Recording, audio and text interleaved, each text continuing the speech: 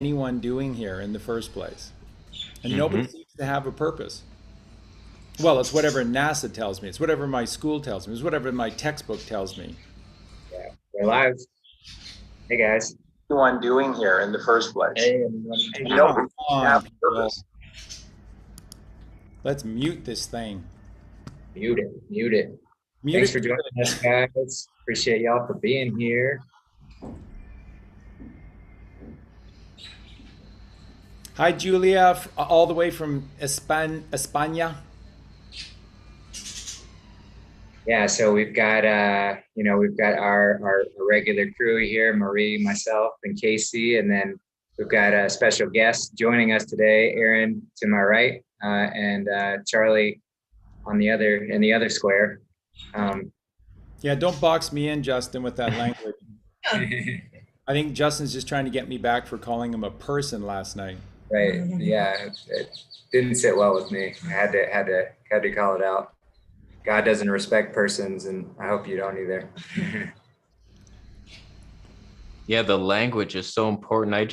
Somebody sent me a link of this guy. He's driving and a cop stops him. He has no plates, he has no license, no registration, but he knows the law so well that he was like, I don't need one. What are you talking about? And he's talking through it, and he's just like, I'm not a driver. A driver is somebody who's paid to deliver things, and I'm not delivering. I'm taking my personal property and I'm moving it over here. I'm not a driver. I don't need a license. And he got away with it. He convinced the cops, like, the language is very important. It's like, no, I'm above the law.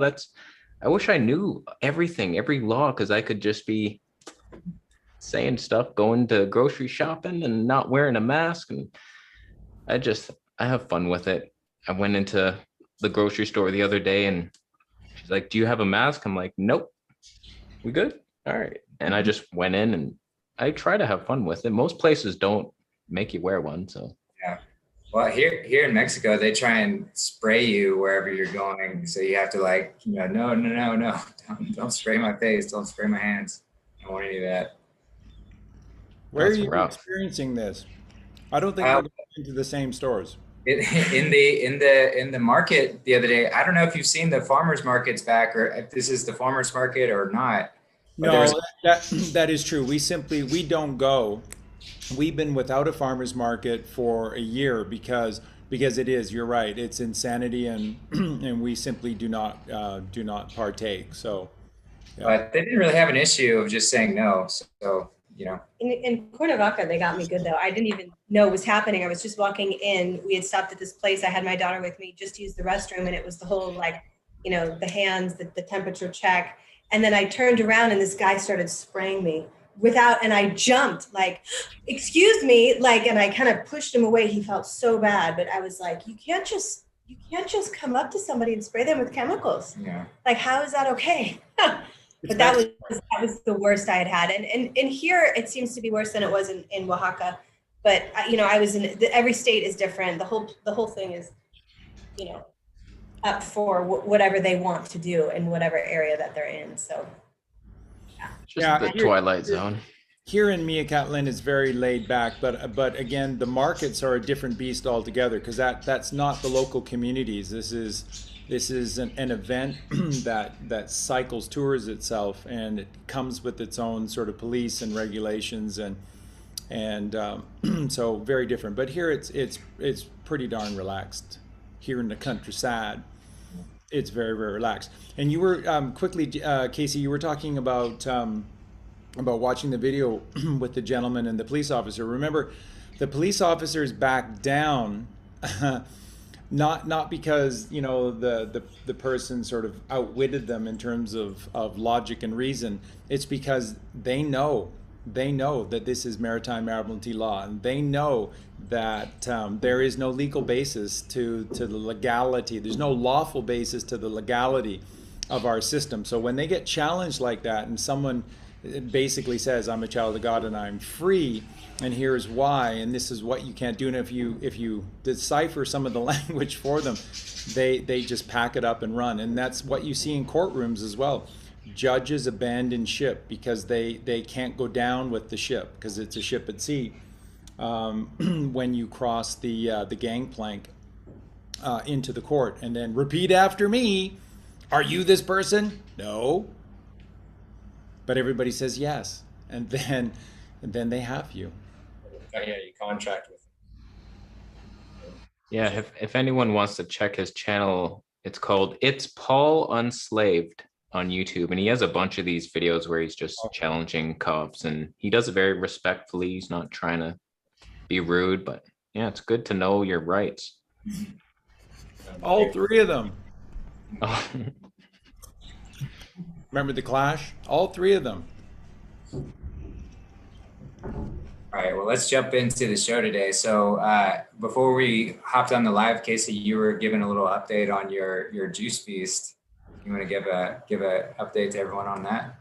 yeah, we just completed 72 days, and I think we're entering emotional detox phase where just life is falling apart and everything is just, I'm questioning everything. I don't know what I want in life, who I am, what I'm doing here, what is my purpose. Like I tried to build up a YouTube channel, just want to share health information, and I find myself just like being irritated by people who I guess have food addictions. Like I'm just like, I'm on this. It takes some discipline to heal yourself, and you got to go for it sometimes really hard. And I understand you want to fall back. People need some cooked food sometimes. I understand it, but I don't get when you fall all the way back to like pizza and burgers, and like you can have such tasty food. Like a steamed potato is ridiculous, plain, like so less harmful than this stuff. And it's like, how do you fall all the way? And I'm like irritated by it. I thought I wanted to help people. Where's my compassionate spirit? I don't know. I don't feel very compassionate. I'm like the worst healer of our times, because I see people like Dr. Morse, and he's dying to get this information out, and he'll help anybody. It's like, you need me at 3 a.m. Just call me. And like, where do you develop that? I don't know. I don't have it right now. I'm irritated. I mean, I think there are different messages that are needed for different people. Some people really need that tough love of be like, no, I don't want to hear your bullshit. I'm not going to coddle you. And sometimes that's exactly the kind of like kick in the ass that people need. So, I wouldn't discount your approach.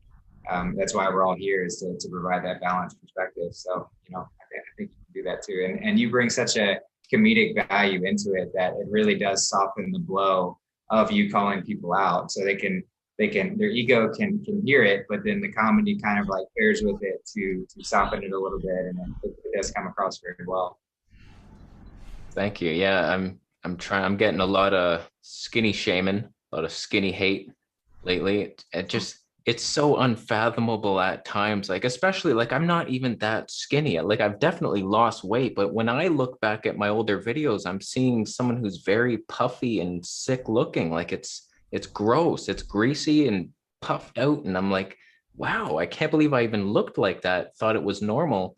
And now I'm thinking like I've lost 5 years. Like I look younger now. It's like, I'm looking the way we should. Like we're skinny. We're meant to be nimble and frolicking in the forest. And I don't know what people are expecting. Like when I just made a video about this. It's coming out soon.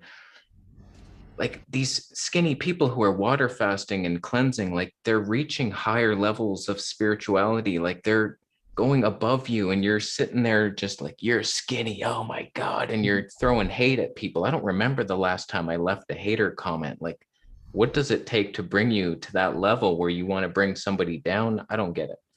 So that's what I'm dealing with a lot lately. Just skinny shaming. Well, you need to remember, very importantly, that you're no longer partaking in the realm of raping, torturing, mutilating, and consuming animals. And everyone who partakes in that process, they know what they're doing. Everybody knows that the documentary Earthlings exists, or that there are documentaries like Earthlings that challenge you to the very core. They simply choose not to ever watch such a documentary. They choose to turn a blind eye to the hard truth of what it is that they're doing. We were talking about this the other night. It's like First time I was a kid in a restaurant and I heard a sound coming and I asked what it was, and it was somebody had just put a live lobster into boiling water, and so I said that's just horrific. And oh no, I don't think it's the lobster screaming. I think it has something to do with the shell. It's like, no, that's a scream. I can distinguish a scream because you put a live creature into a pot of boiling water because you're too lazy to you get off your ass and pick a mango, which makes man go off of a tree, and you reach up to heaven to get it.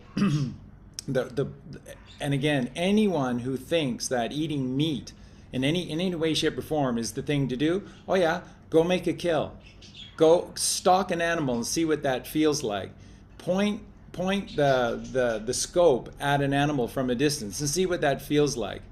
And then when you make your shot and you walk up to the animal blown to bits because you can't hit the broadside of a barn, absorb that. And then when you have to take that animal apart just to be able to get from it what you want, try not to throw up.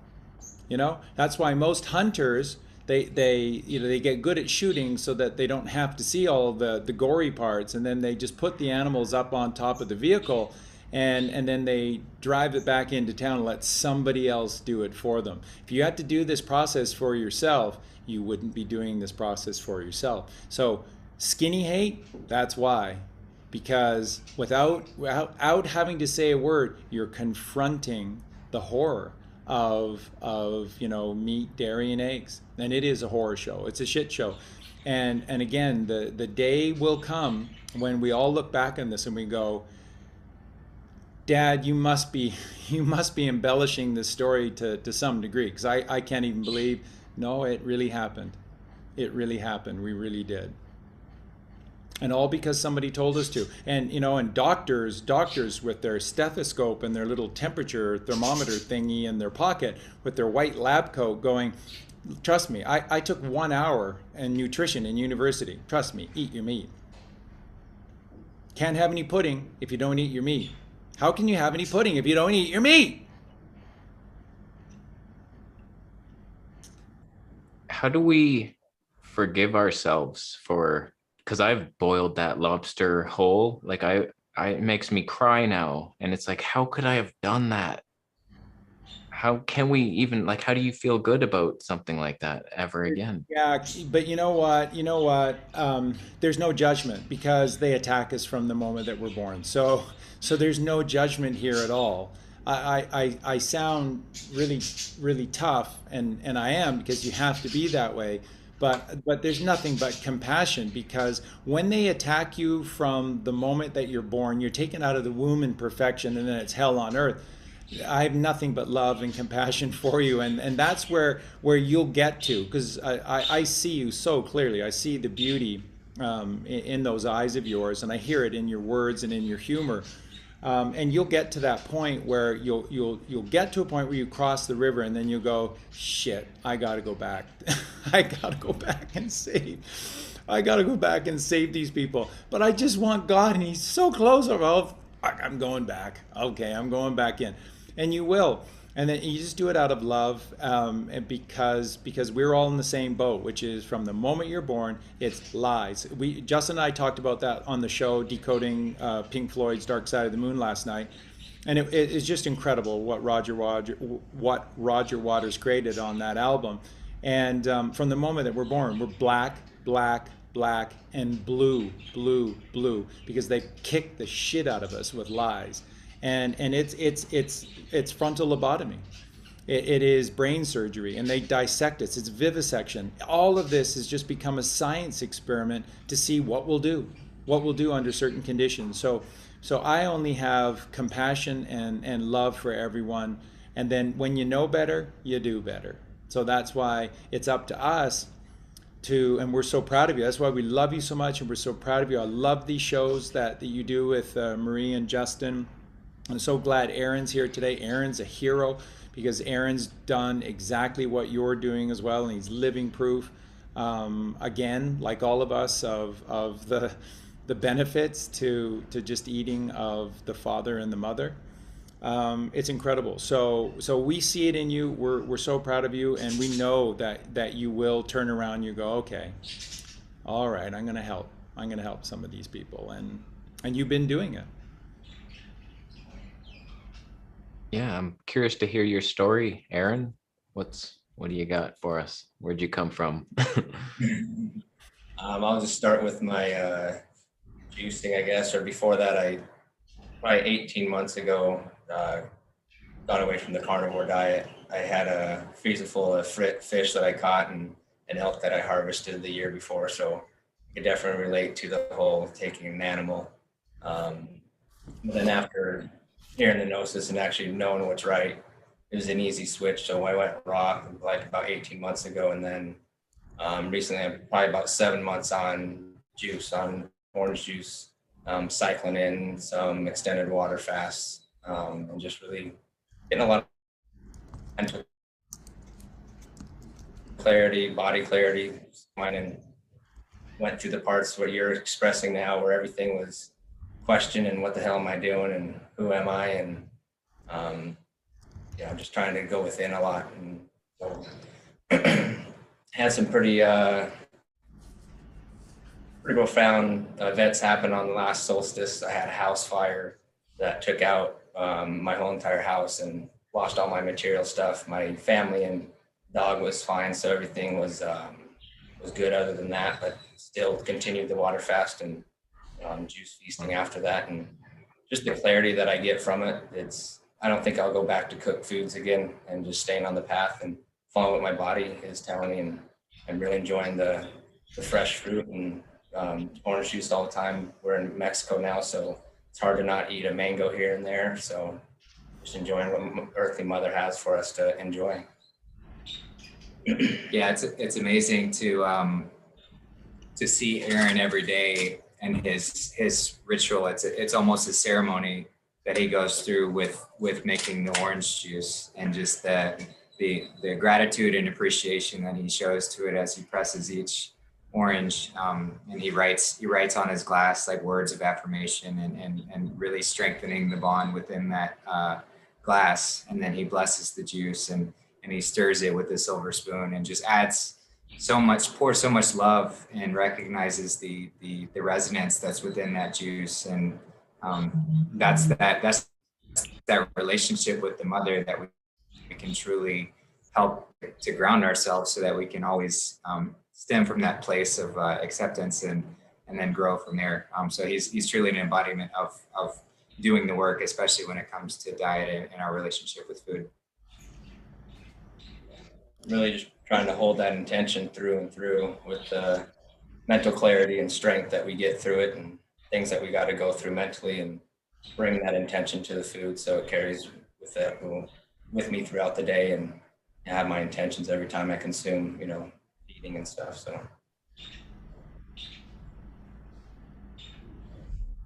Yeah, I love to be with Aaron too, because I think it's what you were saying early, Kasey, if I can just chime in around, people going all the way back to pizza and things like that. Like what we're really overcoming is our egoic consciousness. So the ego is in your third energy center. So anytime you stop feeding it all of the things it's asking for, it's going to get mad. It's going to come to the surface. It's going to have this rage, or ask you to question who you are and what you are. And what you do is you have to have a spiritual component to this, because that's what keeps you on the path. That's what keeps you grounded. That's what keeps you aware of what you're actually doing here. So it might start for a lot of people about weight loss or healing some physical ailment, but it does turn into a spiritual journey, because it has to, because you're overcoming your false identification with the old self. You have to step into who you truly are. So it's interesting when Charlie said, I crossed the river, and it's like, oh man, I have to go back.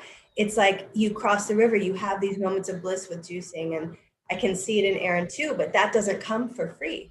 There's something that you have to give up in order to do that. And that's why I think so many people come at you, or come at anyone who goes on this journey, because it's hard, and the ego's got us really, really heavy, and it does not want to lose control over you. And so I think it's really important to keep that in mind, that you have to lean into God. You have to have some kind of spiritual component to this, because it won't work just for weight loss. Like, I mean, you might lose some pounds, but you're going back to the pizza unless you realize that this is about being who you were designed to be, your natural state of being. And I think that that's important. I see that in this beautiful community really clearly with, like, it's not that it comes easy. You do have to work for it. That's why we call it the work. But the benefits and the rewards from that, the compassion that comes, and then you realizing all of your errors and then learning how to forgive yourself, those are the gifts of the Spirit. That's what's so beautiful about having a community that can support you on this journey. And all of the people that are struggling, you know what that's like, you know, so there's your compassion. You're like, wow, I know that. And I know that this is hard. I mean, you're 72 days in, that's just incredible. Really, really beautiful. I just wanted to chime in with that. Yeah, beautiful. I mean, it's important. And when you see people that are doing this kind of work, you always can recognize that the ones who are successful have that spiritual component to it. So, you know, like John Rose always mentions the hero's journey. Shane Sterling always mentions the hero's journey, like the fact that we have to have this higher sense of purpose. And then Charlie absolutely echoes that as well. We have to have this higher purpose as to why we're doing this. It can't just be, just because, you know, I'm just experimenting or whatever else, but it has that higher component of, like, we're doing this for a reason, because it makes sense logically, but it also has that spiritual aspect to it as well. And that kind of gets into the whole why avenue, which I know we wanted to focus on for this first half of the show today. So with that, if anyone doesn't have any additional comments, I'll hand it over to Charlie to kind of get into the why portion of why are we doing this? Why are we here? And what's going on, you know, with all this diet stuff. Yeah, you know, one of the biggest questions that I get with regard to food and one's dying in the physical diet, dying in the physical is Charlie, how do I get the spiritual component to this journey with food? And you don't do anything. You do the work authentically. If you're doing it authentically, then it happens automatically, and it has to, because everything is holistic. God's truth. This is why it's always so laughable when you hear the spiritual community talk about my truth and their truth and his truth and her truth, and it's all just so lovely. Everybody has their own truth. We just have to respect everybody's truth. And then pretty soon, you know, you're teaching kids to masturbate in grade 1, and the person who teaches them is wearing penises all up and down his body and head. And that's just totally okay, because he has his truth. And the grade 1s just have to respect his truth. And there's just so when you walk down that path, sorry, but that's Satanism. You're either with God or you're without God. And without God, you're with Satan. It's that simple. And there's no middle ground on the duality of the physical plane unless you make it. So it's like, you know, Justin knows this, because I get asked this and I say it on virtually every show. We always felt, Colleen and I always felt, if we didn't do this, nobody was going to do it. We waited and waited and waited, and it's been that whole way through our lives, that if we didn't do things, it wasn't going to happen. And that's just the way it is. Whether you like it or not, you have to be the change that you want to see in this world, Mahatma Gandhi. And until you have the courage to live for the beauty and the strength and the ascending and the rising of others, then you're going to sit on the bottom, and you're going to be a bottom feeder. Take a look around you. Take a look at your family and your friends. They're all bottom eaters. Everyone's a bottom eater. Watch a football game. What are all the commercials? For bottom feeders and all the problems that come with bottom feeding. And so you have to get high. These words are holistic. So when you eat fruit, you become light. What does light mean? Well, it's opposed to darkness. So when you eat fruit, you're taking the sunshine, which is the Father in the sky, and you're enveloping it within you. So you're becoming filled with light. But light is not just as opposed to darkness, it's opposed to heaviness.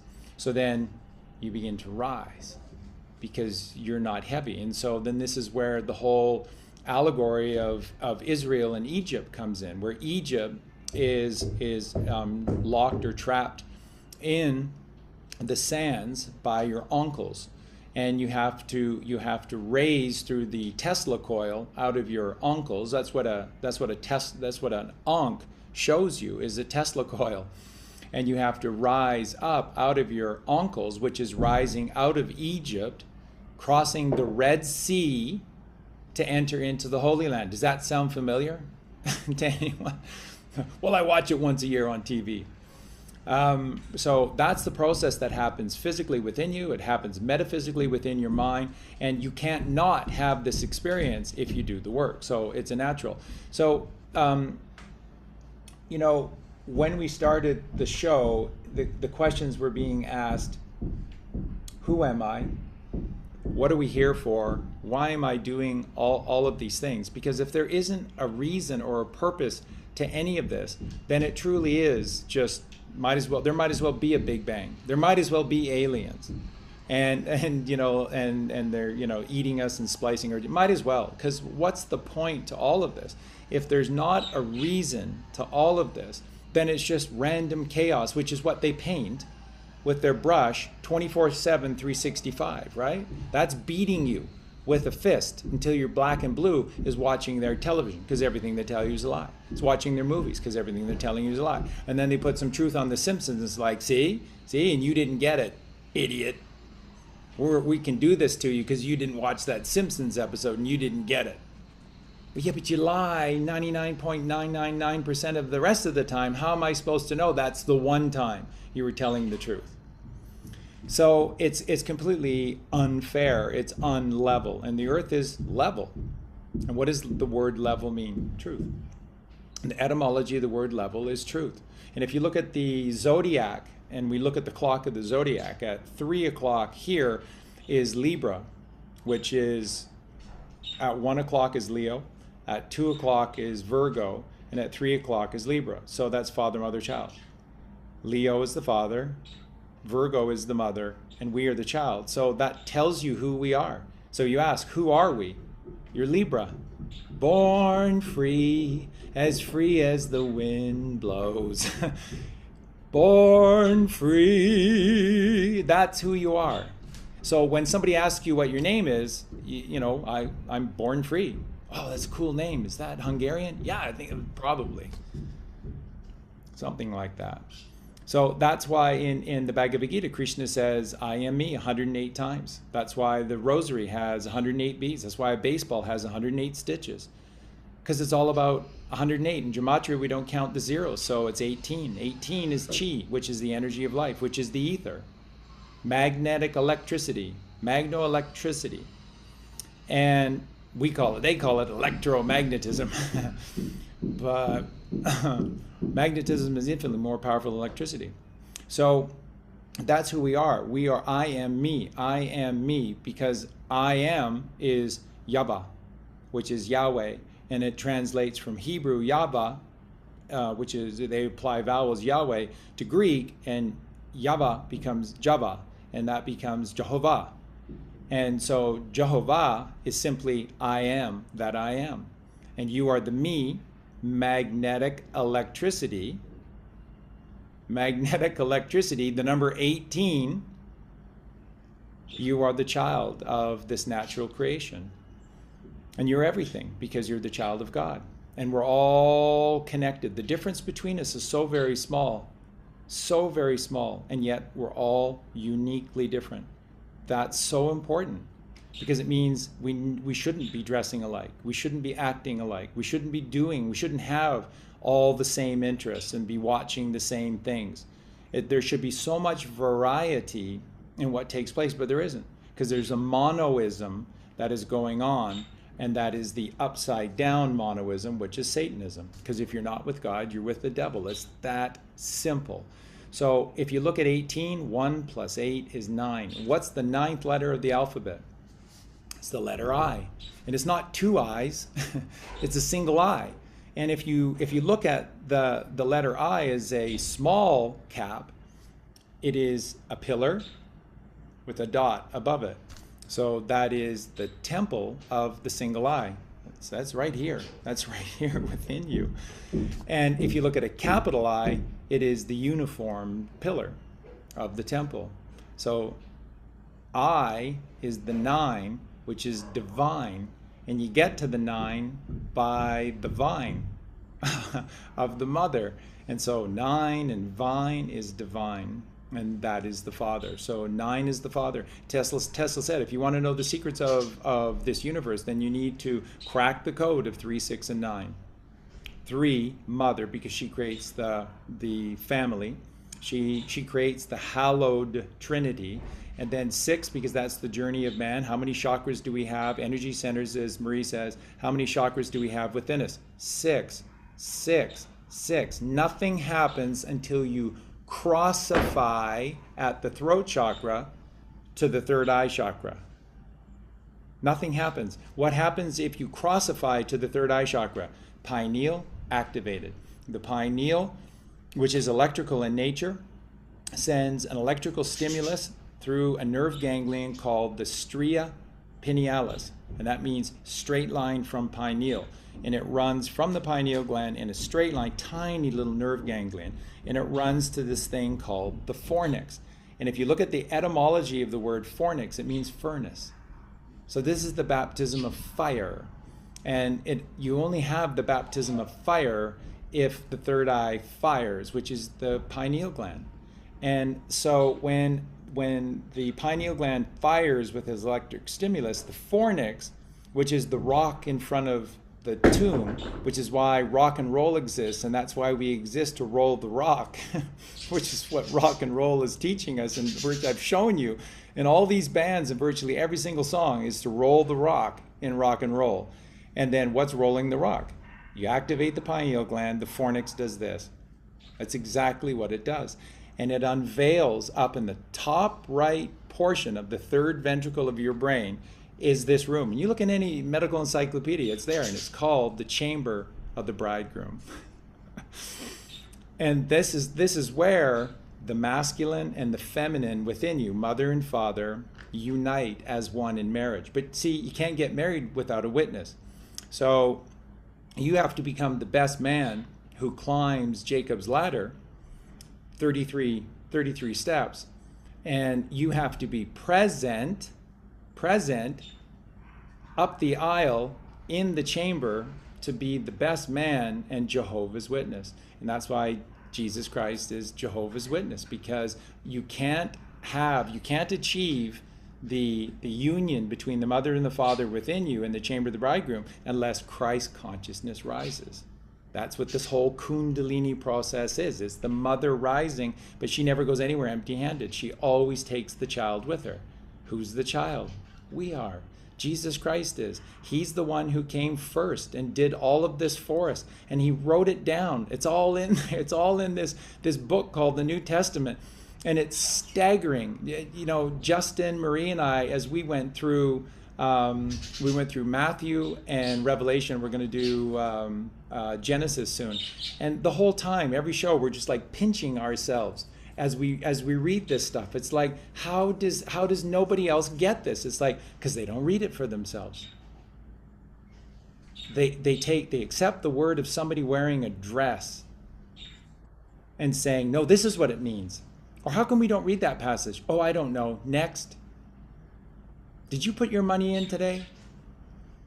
And it's just a whitewash. It's a whitewash of the truth. So Jesus Christ came first, did this first. He rose by raising the mother. So when Jesus came out of the tomb, Kasey's there, 72 days, that's the 72 hours. 72 hours is 3 days and 3 nights. So you're there. When Jesus came out of the tomb after 3 days and 3 nights, who's the only one that was there? All the apostles? Pasta. They weren't present. Mary Magdalene was. Why? Because Mary Magdalene is M. And that's 13th letter of the alphabet. 13 to 26 is the middle way. Is the mother, is magnetism, is Mary, is motion. And she rose, and Jesus rose with her. So Mary had a little lamb, little lamb, little lamb. Mary had a little lamb. His fleece was white as snow. And everywhere that Mary went, that lamb was sure to go.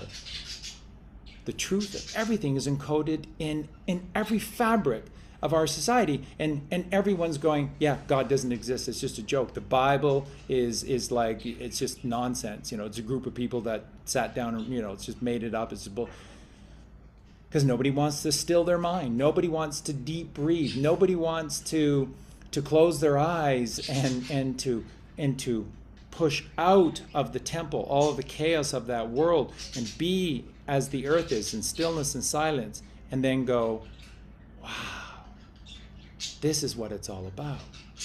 This is what it's all about, connecting to God in silence within me by just drowning out the noise. So then ask yourself, why is TV on 24/7, 365? Why is organized society on 24/7, 365? It never turns off.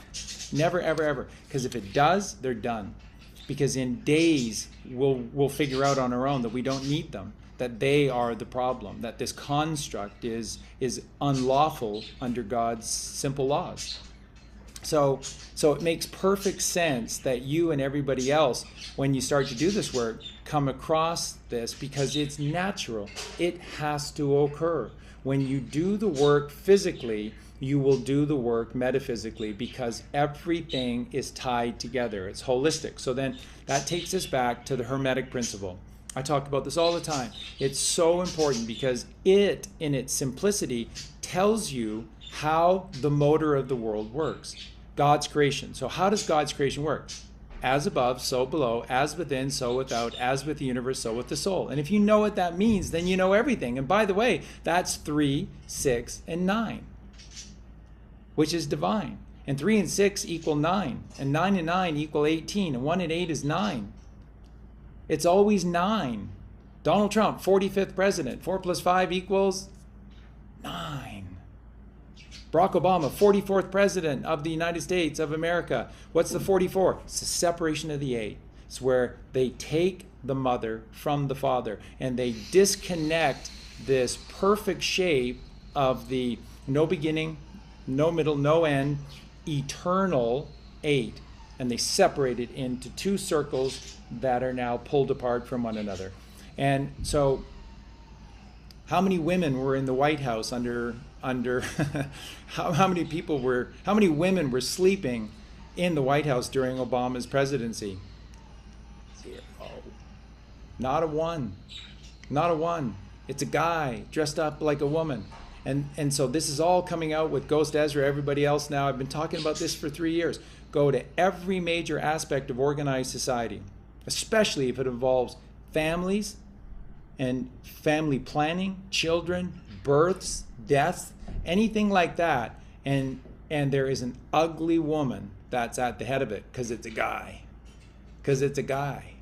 And these are Jesuits, and these are the scum of the earth, and they can't stand us, which are the children of God, because they live exclusively in their left brain, and they're just carnal monsters, and they worship Satan, and they do everything they can to avoid God. So they're not looking for eternal life by doing the work, crossing the river as Jacob did and meeting God face to face in a place called Pineal. They're interested in dying. But how karma works, and it just makes perfect sense physiologically as well. Just think of this. Why is it that when the most evil people die, they go back into a tiny group of evil people? Because you can't take that level of evil and drop it into the innocence of a newborn child with a pure temple. That would destroy the child. That couldn't happen. If that evil, if that consciousness coalesced inside the physical form, that child would explode inside the womb because it wouldn't be able to hold that evil. So they know this. They know this. It's why they try their darndest to do the most evil things, because what it means is that they come back into these tiny families, these small groups, the 13 bloodline families. That's why they're so evil, because then they come back, and then there's no chance that they're going to get Justin as a father and be raised in this with the spirit of Jesus Christ. Just set me back all those years doing all those good things. So they just want to go straight back into pure evil and be pure evil. And then that's how these people rule forever. This is how. This is why they breed in such tiny, tiny little groups within themselves, because they're narrowing the amount of options that God has in terms of putting their coalescence, their energy, back into a physical form, a physical temple. And that's how it works. So again, if you're not with God, you're with Satan. And that's where most people find themselves. I said this on a show with Justin last week, and a lot of people just thought that was really harsh to say. And I said that well over 99% of this Earth's population right now are Satanists. And that's not meant to be mean, and that's not meant to be fantastical. It's just the truth. It's the truth, because God has been taken away from them, and the mother has been taken away from them, and they're orphans. And we all know what Hillary Clinton does to orphans. What did Trump say? She takes entire villages in Haiti of orphans. And that's what they do. They separate you from God. They separate you from our sacred Mother Earth, and then you're alone. And when you're alone, they corner you in with their rules and their regulations, and they come hunting for you, and especially your children. So when you do this, like, why should we try better? Why should we try better? Why should we care about animals when nobody cares about me? Poor me. It's always poor me. So, and that's mostly the reason why people don't do nice things or kind things for others, is because it's always poor me. So you got to get out. You got to get out of that false temple about me, me, me, me, me, me, me, me, me. It's not about you.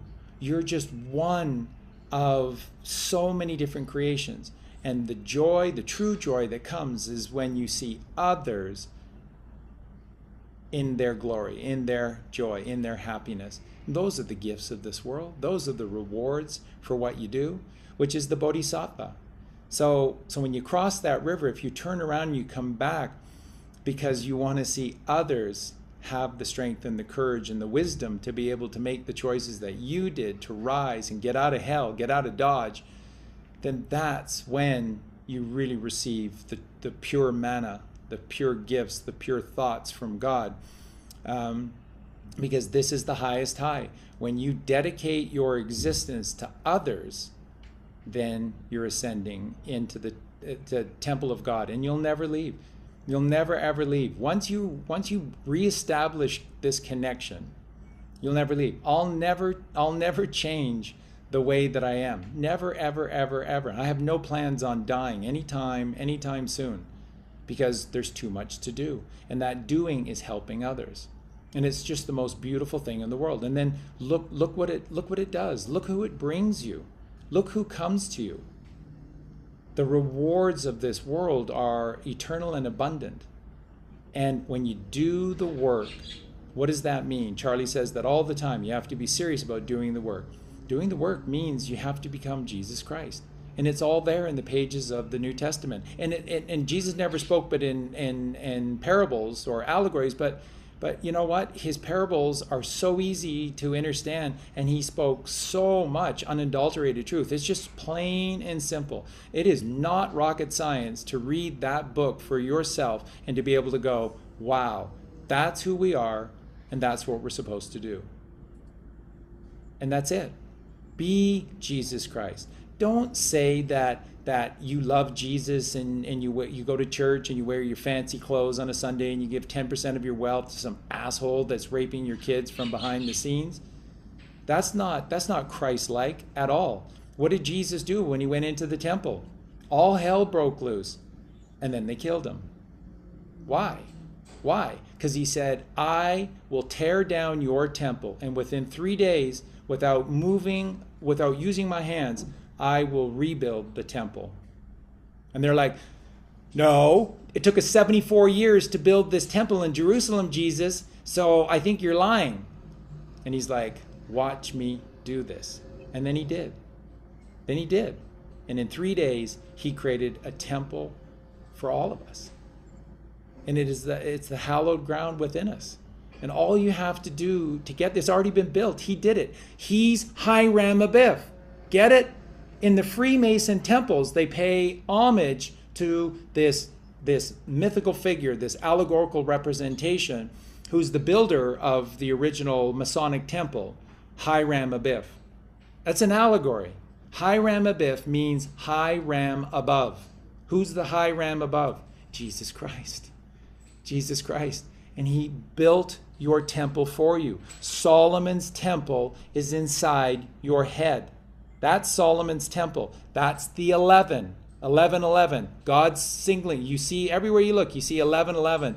Because God's saying, I'm here inside your temple. And all you have to do is raise the Christedness within you, which is the chrism oil, which is Christ consciousness, which is an energy, which is a frequency, which are the 4 rivers of the Garden of Eden: your urine, your blood, your semen, and your saliva. Those are the 4 rivers of the Garden of Eden. Nothing else. Not the Pishon, the Gishon, the Tigris, and the Euphrates. It's you. And it's those rivers inside of you. And if you make them alkaline, then Christ rises within you. Because that's what Jesus Christ was. He was the alkaline man, both of body and of mind. And that's the thing, like Justin and Aaron and Marie, they always share with everyone. It all starts with your food. It has to, but those are the building blocks of real change in this world. Then you start to breathe differently. When you start to breathe differently, you change your brain waves, and your brain waves determine your thoughts. That's 100% pure truth. Your brain waves determine your thoughts, and there are six basic brain waves, and only one, beta. We got a new program. We're going to give it to you for free. It doesn't work properly. Probably give you a virus on your computer, but it's free. Take it. It's called beta. Beta, bad. And there's only one. And they transmit radio waves using beta carriers. They transmit TV waves using beta carriers. Always, everything they use is beta. Because what does beta look like? It's like this.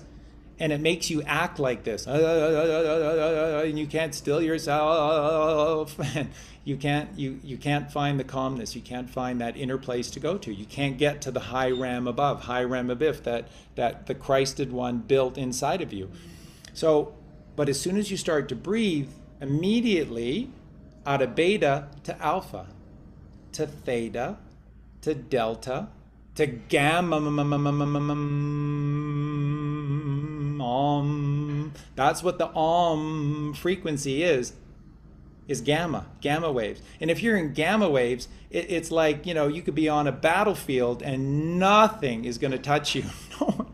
No one's going to be able to come near you. No negativity, anything that you don't need. It's just magnetic repulsion. It can't even come to you. You draw what you need and you repulse what you don't need. And those are gamma waves, which are the of the mother. And we're frequency. And when you get to epsilon, which is what I'm, just the way I'm made, I guess, but it's what I'm capable of doing. When I was younger in school and with our family doctor and stuff, they were just like, that's the weirdest thing in the world. You barely have a pulse. And I'm like, oh, is that a bad thing? Am I going to die or something? And he's like, no, it's really good because it means your heart is barely moving and barely working. It's very few people have that. And it's what allows me to be so good at meditation, because it's just so easy for me to be able to still myself, because it's just really calm. And so when you're in epsilon, people have done this with me all through my life. That is like, dude, are you even alive? Is there anybody in there? Because you're so far gone. And you're so close to crossing the river. You're so close to crossing the river and leaving that physical form. And then, something pulls you back or something draws you back in, kind of thing. And that's epsilon. And this is where you create the miracles in this world. This is where you go into the temple and you create the miracles, because that's what life is. It's a miracle. And when you change your breathing, which comes after you change your food, then you begin to see the miracles because you changed your breathing. And then when you change your breathing, if you're in epsilon or gamma, you can't watch The Simpsons. It won't appear. You won't be able to subscribe to that channel. Try as you might, you won't, because you're a magnet. And magnets attract what they need and they repulse what they don't need. That's what they do. Centrifugal, centripetal forces.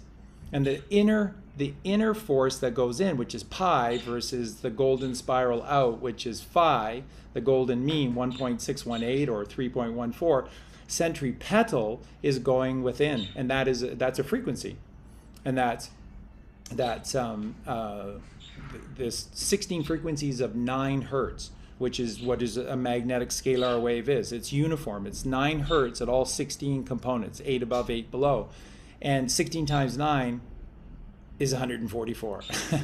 So you have to wear the mark of the Christed one upon your brow, and that's 144. And then when you cross the river, when you cross a fiction, then you charge 1,000-fold. That's how you go from the 144 petal lotus flower in the third eye chakra to the crown, which is 144,000 rays of light. 1 + 4 + 4 is 9, because you become divine. And it all starts with your food. And then it goes to your breathing, and that changes your brain waves, and then you take no thought for your life out of that dime left carnal monster brain. And all you're doing is counting sheep, which is taking the pureness of thought transmutated to you as manna from heaven directly from God. And that's what this 144,000, the 144 frequency is. That's precisely what it is.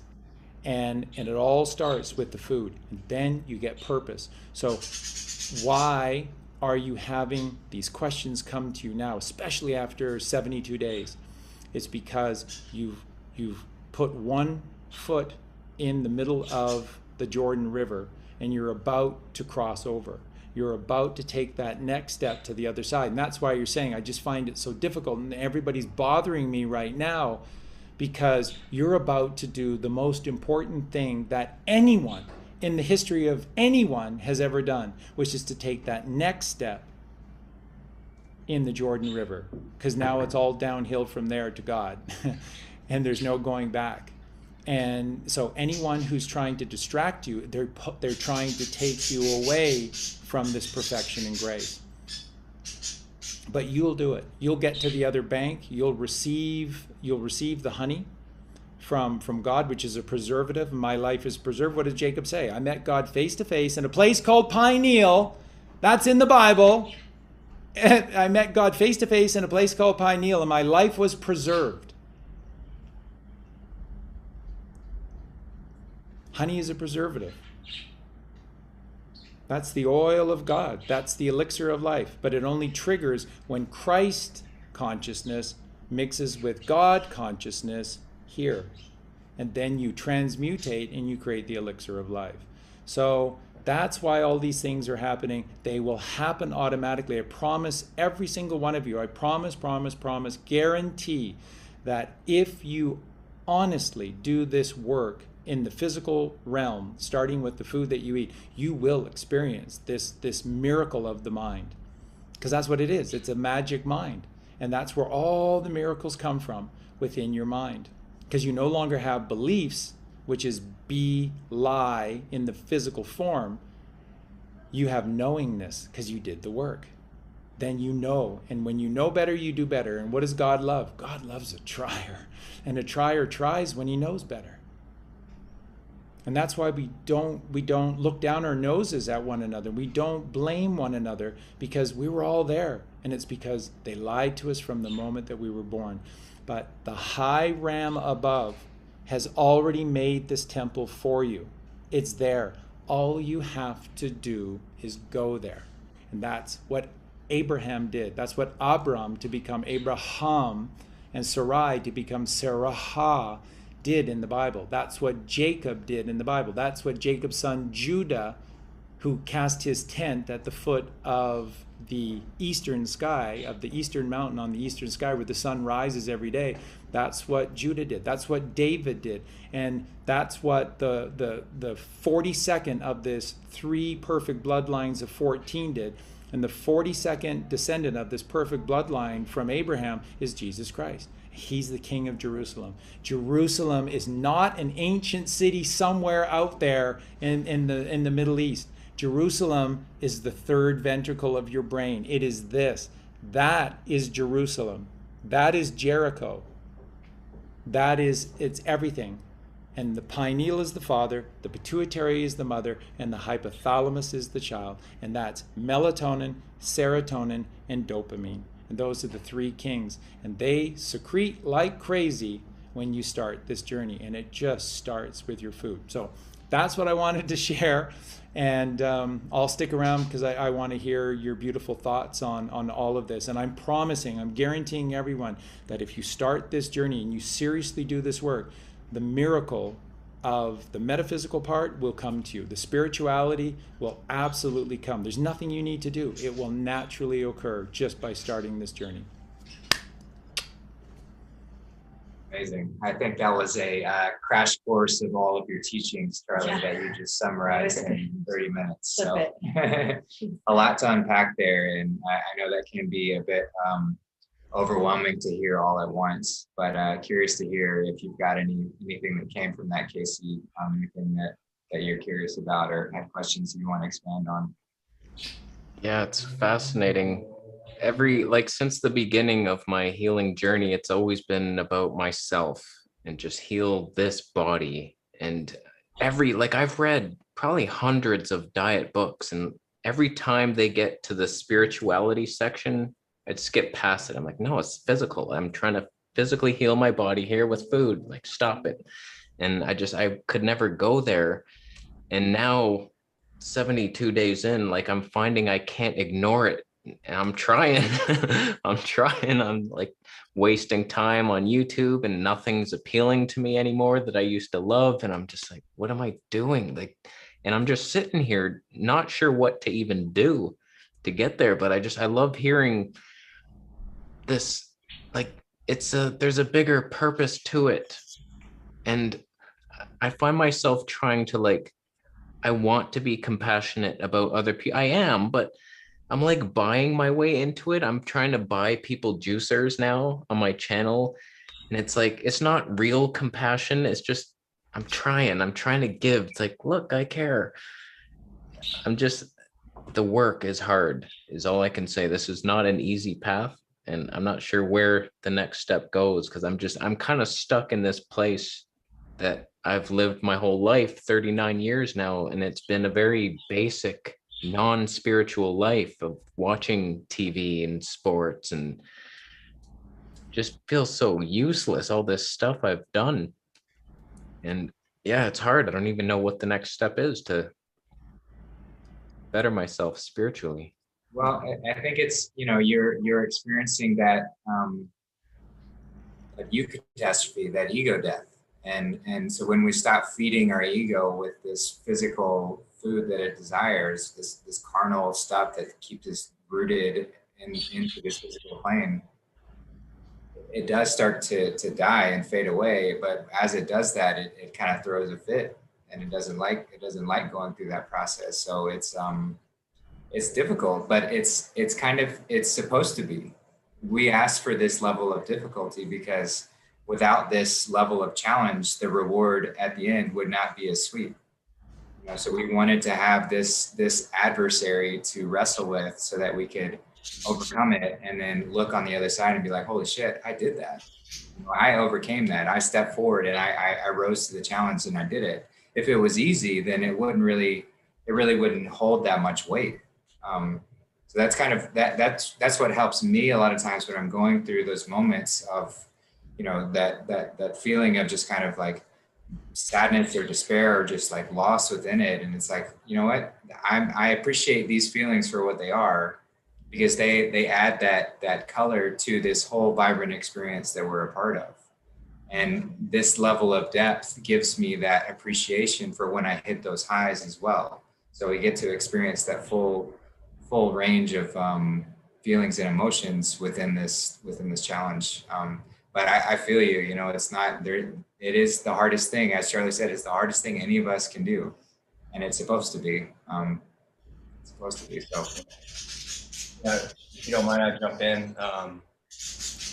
Going through that same eucatastrophe and being filled with the outside world opened my eyes to how much we need to go within. Spending more time with meditation and my breath through that beginning of the fasting allowed me to really recognize the power that we do withhold within, and the capacity that we're able to embody, you know, since we are doing the food journey and purifying ourselves and getting rid of the matter that we have stored up. But then we also have this matter in our mind that we're attached to. And that's, you know, what you're kind of experiencing. Because I was the same way, like looking at anything outside of me, it really wasn't fulfilling anymore. Asking, you know, who am I? What am I? Where am I? What am I? What am I doing here? And all just drew everything within. And doing a breath work like Charlie speaks about, and going to deep meditation, all that was hand in hand, especially the length that you're into the juice feasting. And I just cycled in some extended water fast, and that's really where the mental aerobics came in as well. You know, so then just started working that and finding that peace within, really settled that unsureness of what we're doing, and gave definition to actually what I was doing. So. Me too, if I can chime in now, this is what is time for, you know, like there's a time for YouTube videos and there's a time for meditation. There's a time to heal. And that's what's happening for all of us, is that we're now becoming acquainted with all of this light that's coming in, which is also clearing away all the dark, which means we've got to give it up. We've got to surrender. We've got to stop fighting. We've got to align again. And I think for me, it's a lot about realizing that I'm healing my own separation from my creator. And the more that I can connect to creator, and the more that I can use time for that purpose, the more calm I am, and the more accepting I can be of the energy and motion when it comes up. Because an emotion that comes up is an energy and motion that you've released, that I've released, that we're releasing. We're pulling off the chains. And there's that whole awareness that's like, oh my God, I had no idea I was that bound by, we're talking about food. So food, or I was bound by this relationship or that perception or whatever it is. And so if we can heal that one problem that we really have, which is our belief in our separation from our creator, then we can start to really use time for what it's for, which is for healing of mankind, and for us to become who we were meant to be. And I know that's a big project. I mean, that's it. That's what we're here for. So kudos to you, Kasey. Like, and there's also, we have to use our practices right now. We've got to breathe. I mean, we've got to practice yoga. We have to read the Bible, what a spiritual text, the Bhagavad Gita, whatever's supporting you in continuing to surrender, because the ego is going to fight till the end. It does not want to stop being in control of you. It likes being the boss of you. And it's not happy about the fact that you realize you're not that anymore. That's why all of the, you know, organized society is also in this thing, to keep us not realizing who we really are. And the minute you start doing this food stuff, it just changes everything so dynamically and so quickly, that you're right up against it. And it really is the hero's journey. It's really potent stuff. And you're an incredible leader for so many. And so even whatever is coming at you right now, it will eventually shift, because it won't be able to be in your field anymore, because you'll be so bright. You'll just be in it, that even if it's there, it won't affect you, because you're like, yeah, that's just craziness. I know where you're at. You're acidic. And if you tell someone they're acidic, they might say to you, well, how inconsiderate of you. That's happened to me recently. Well, you're so inconsiderate to say that eating meat is death. And it's like, well, you should consider that. And that's what we're doing. We're considering reality. What is real? What is the truth? And when you do stuff like that, it's automatically going to shake things up. And that's what we're feeling collectively right now. It's becoming so obvious who's willing to buckle up, you know, and go on the journey right now, and who's like, I don't even want to deal. But the minute you look at it and you say that you don't have power over me anymore, it doesn't.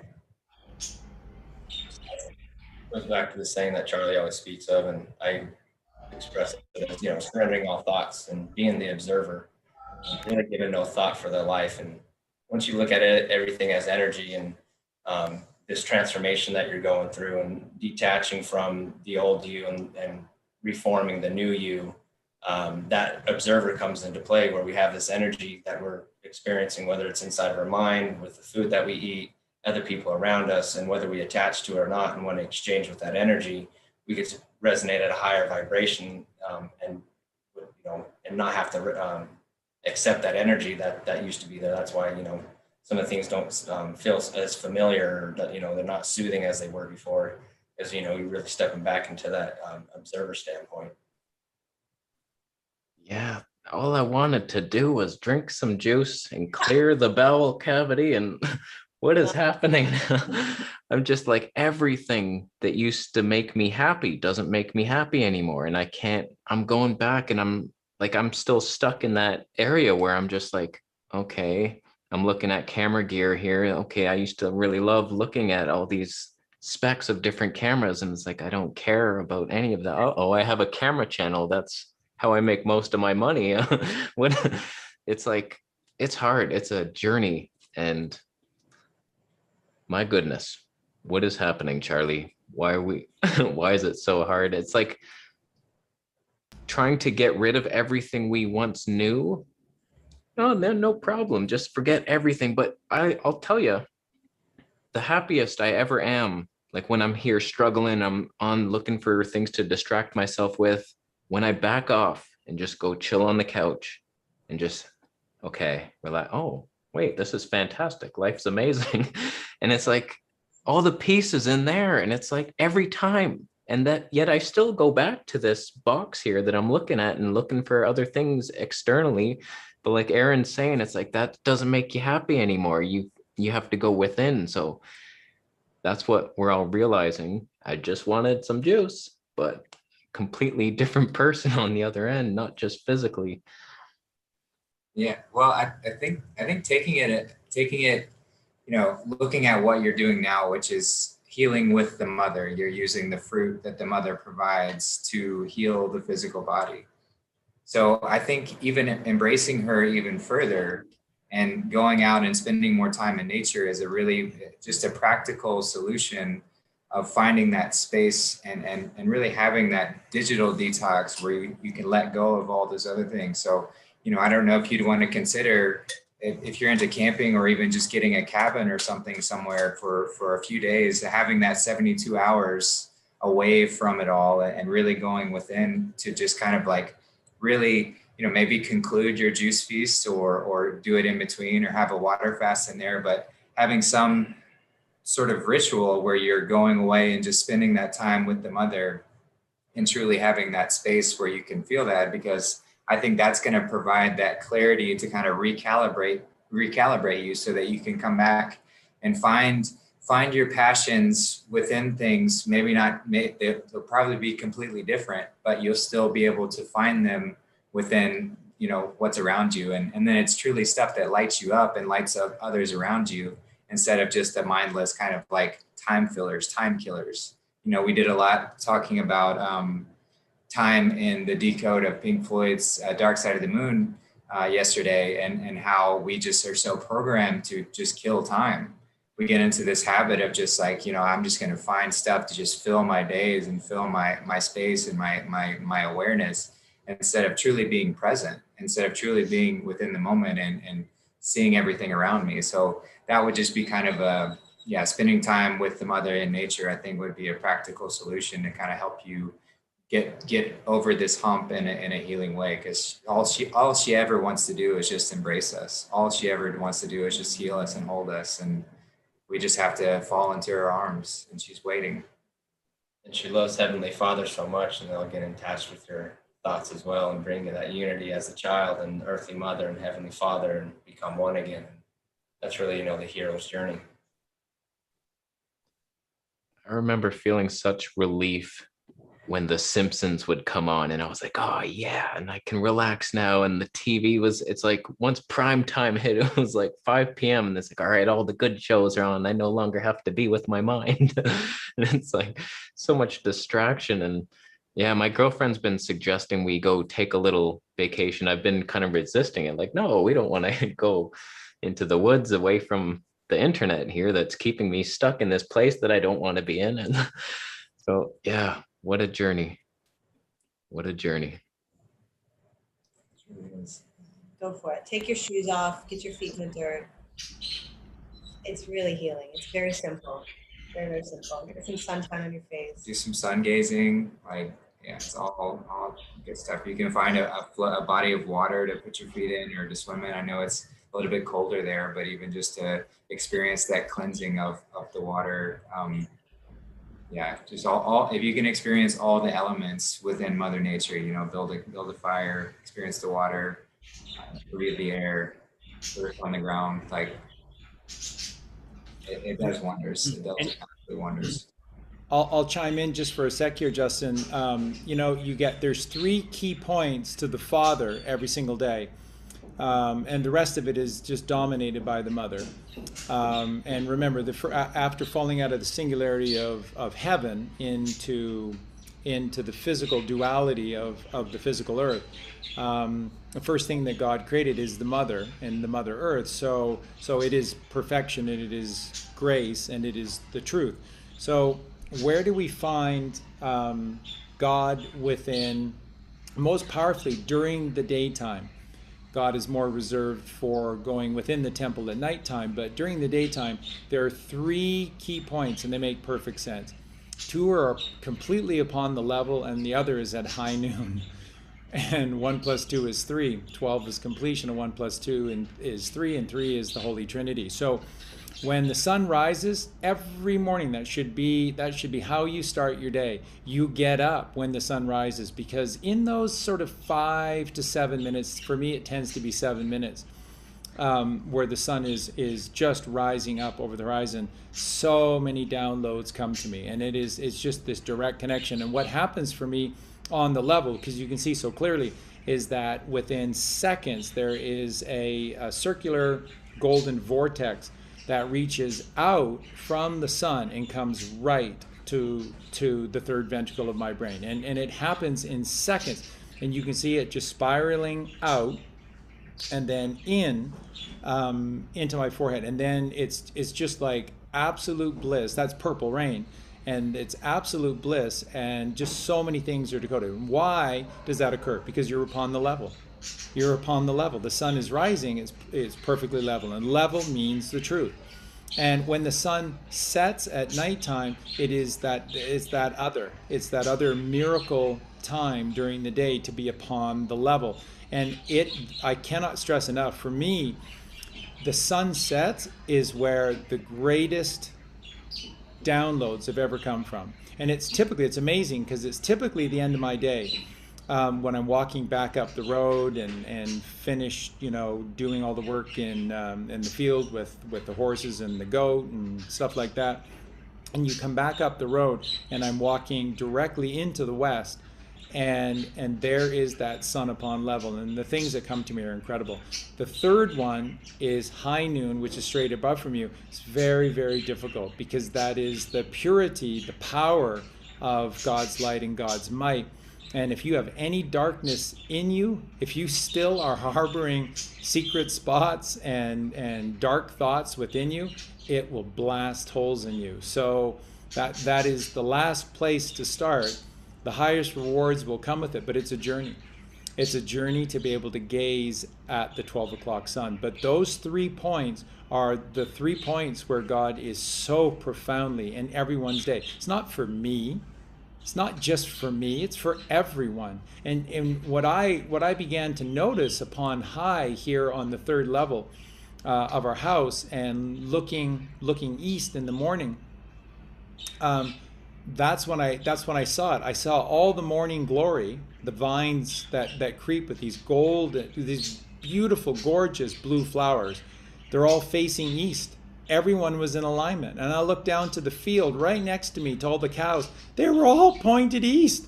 They were all pointed east. So there was me, there was the morning glory vines and the blue flowers and the cows. All of us were in perfect alignment facing east to the Father rising, because they're all reaping the benefits of this gift that's there for everyone. But no, it's not. That's stupid. I need as much sleep as I can get because I got to get to my shitty job. So I'm not going to get up at sunrise, but that's a choice. And you dismiss the things that you don't know. And a lack of wisdom is simply ignorance. So that is sort of the miracle every single day that you can do that costs nothing. Always with God, right? 24/7, 365, no manual, and it costs nothing. And that is the perfection and grace and the beauty of God's creation. So, yeah, what Justin said, sun gazing. I just wanted to share that the sunrise, the sunset, and the high noon. And you want to connect to God. That's how you do it. And you're full of light. Just also too in the yoga tradition, 12 midnight and 3 a.m. So over a 24-hour cycle. So if you find yourself up at 3 a.m. is a great time to also meditate, go up under the stars. I think a lot of people get frustrated if they get woken up at 3 a.m. They toss and they turn, they get frustrated and mad. That's because there's something that wants to be shared with you. And then midnight, doing some breath work, if you are still awake before you lay down, can also add to that cycle of staying in touch with the rhythms. Yeah, last night I was up at 3 a.m. Like, it rarely happens, but it's funny you say that. And then I'm like, for 2 hours, I couldn't sleep, and it was kind of frustrating. Yeah, it's because something's coming through for you, something really good. Gotta just sit up and let it happen.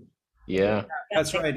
And don't deny it. Don't deny it. Let the miracle occur. But most people panic and fret because I have to get up at 6. You don't need sleep. You don't need sleep. You need God. You need wisdom. So that's what you need. So don't deny the miracle. So, and Marie was talking about in the ancient yoga traditions. These are the ancient shamanic traditions as well.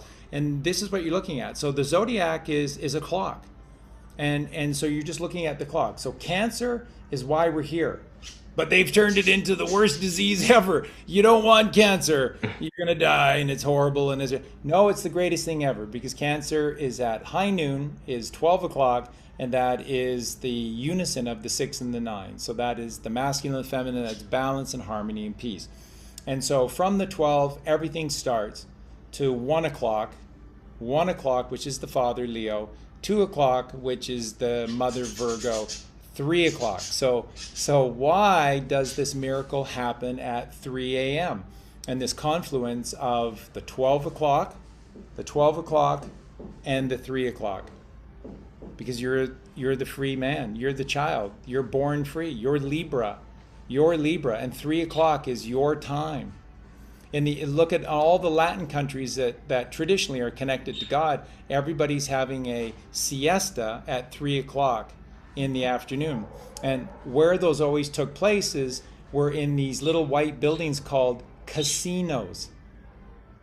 Yeah, there are tiny little white buildings littered all over the Mediterranean to this day. And they're called casinos because a casino is where you go to meditate and pray to God. And now, what if they turn casinos into, instead of little white buildings where you go to pray to God, it's gigantic structures where you pull the lever. Come on, baby, give me 777. No, 777 is right here.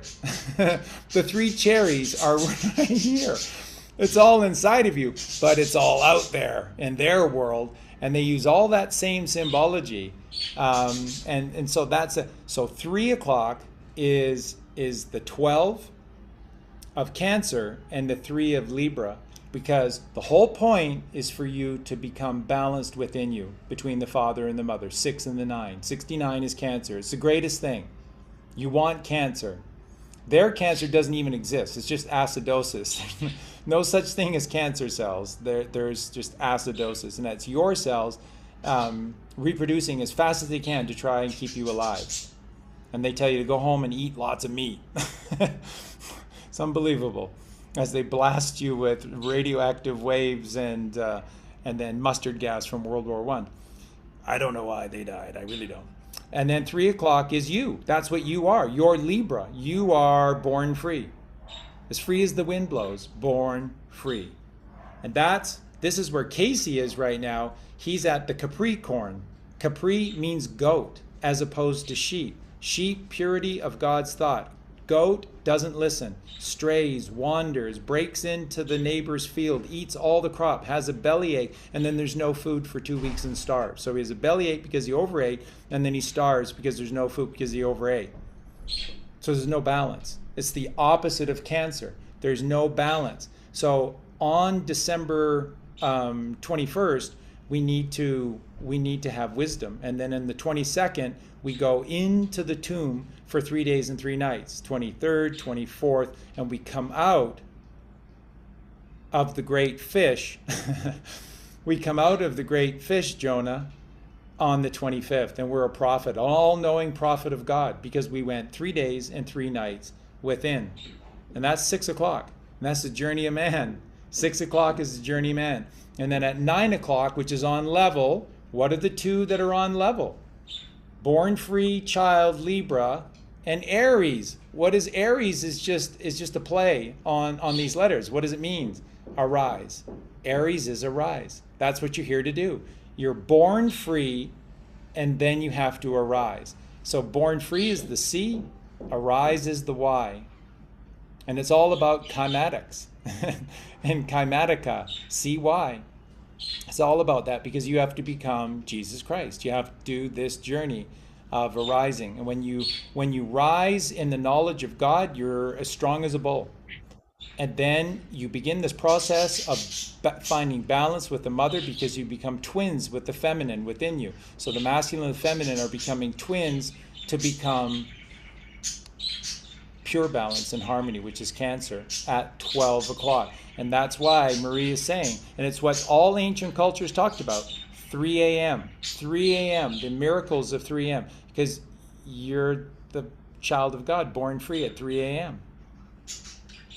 in balance with the father and the mother, 12 and 3. And that's where that tradition comes from. And so it all comes within. And I just can't stress enough to say to you that you don't have to do anything.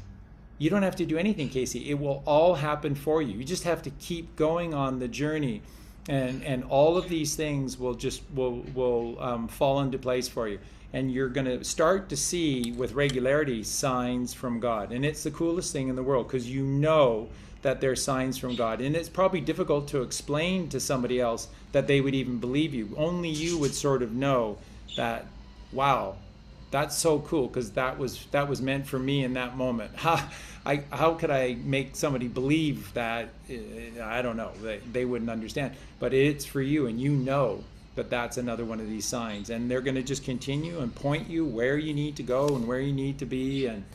And you know, if you want to come join us here, I mean, you would be, you know, so welcome. And these are the true riches of the world. The true treasure of this world is each other.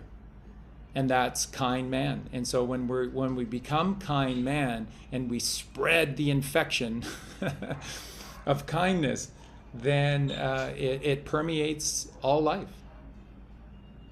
You set the bar high by being kind to one another. So, and I see it in your eyes. So I absolutely know. I have zero doubts. I have zero doubts. I have zero worries for you. I absolutely know you're on the right path. Yeah, it's so much more exciting than I thought. Like just healing the body physically, like that was the goal. Just, oh, let's get healthier. But like, imagine being able to be happy with nothing. That's the goal. Like not needing external sources, and seeing that the external sources you thought used to make you happy are actually what makes you sad and takes away from your happiness. And I think a lot of people are controlled by, or they let the internet control them. We get sucked into it, just the new news, and we're looking for dopamine hits. Like, oh my God, look at that. And it's just like, I used to be controlled by I had this revelation that my life was controlled by two boxes, the TV and my computer. And I used to go back and forth. Okay, I'll watch some TV. Okay, I'm sick of this. Okay, computer, there's got to be something good here. And it was just back and forth. So I got rid of the one box. We got rid of the TV box. Now we have this internet box. We're still working on that one. But yeah, just so happy can you be in the mind with nothing? And that's always been my goal.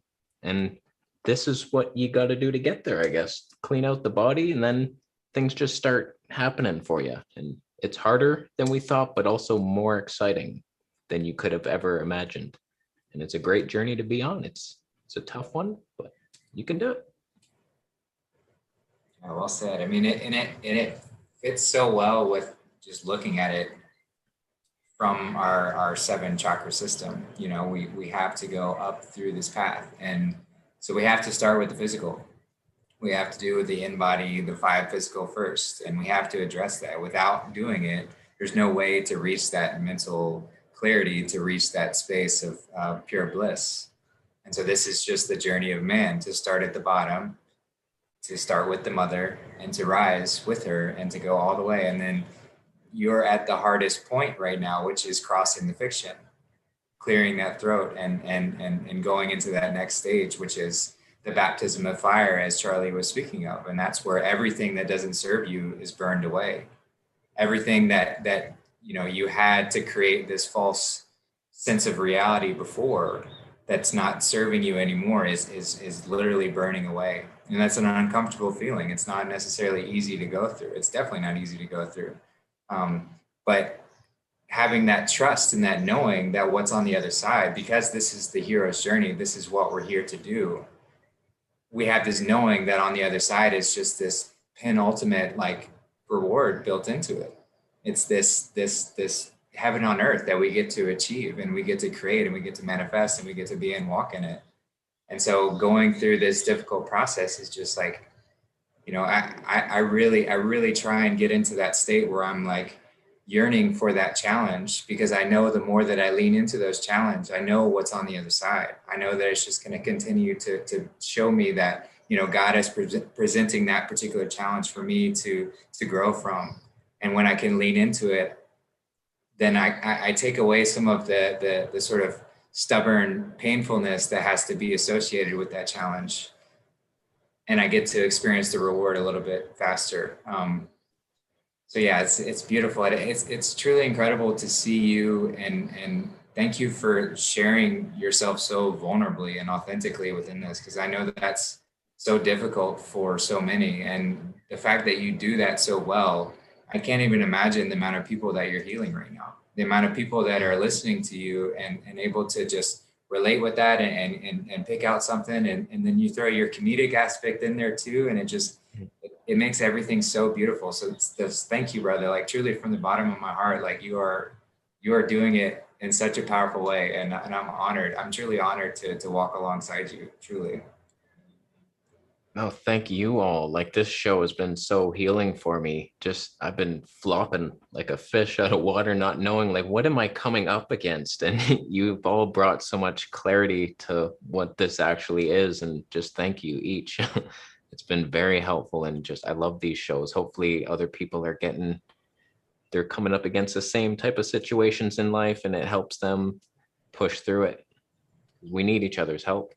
Absolutely. Yeah. And I like to reiterate that, you know, the only way that we could come into your life is by you having stepped forward to have done that work, because we are just your mirror. Everyone that you encounter is just a mirror of what you're doing internally. So thank you for doing that and getting to this space where we can have this connection, because it takes 2 to tango. Yeah, I feel like that. Like I wouldn't have even found you all if I hadn't got to a certain level of cleanliness in my body. It's just things happen. People come into your life. It's like, how just magical universe. It's amazing to watch it unfold sometimes. Like, how did that happen at that exact time? It's so good. Yeah, I really feel bad for people who have fallen for the keto trap, and like they're health seekers. I was there, and I just feel like that's gonna suck you right back. If the keto diet could guarantee anything, it's another trip around this flat earth realm again next life to learn it all over again. And it's like a guarantee. And it's like, no, get out while you can, because the longer you stay on it, the harder it is to remove all this stuff. It's still coming out of me. It's getting worse, if anything.